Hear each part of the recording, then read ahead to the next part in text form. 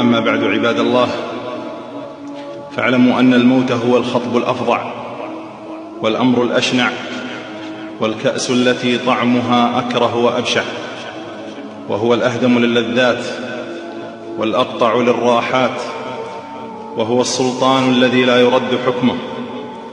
ومن تأمل في نهاية أمره وما يصير إليه حاله أورثه ذلك خوفا لا ينقطع.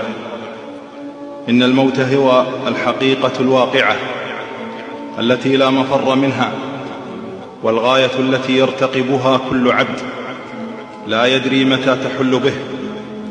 إن العبد إذا عاين الاحتضار نزلت إليه الملائكة لقبض روحه، فيراها بعينه آنذاك، ويوقن بالحقيقة التي طالما تمنى ألا تأتي، فإذا به ملهوف وجل، وقد زاغ بصره وارتجف قلبه، وإذا بالناس حوله يخاطبونه وينادونه، وهو في عالم آخر يرى ما لا يرون ويسمع ما لا يسمعون.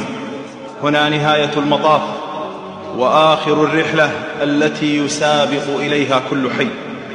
وإذا بالمرء ينتقل من سعة الدنيا إلى ضيق اللحود، ويبقى مرتهنا بعمله في ذلك القبر الضيق الذي لا تصل إليه فيه نسمة هواء، وقد تقطعت به الأسباب، وفارق الأهل والأصحاب، ولم يبق له إلا رحمة الرحيم الرحمن. فإن كان من أهلها فقد فاز، وإن لم يكن من أهلها فقد خسر خسرانا مبينا.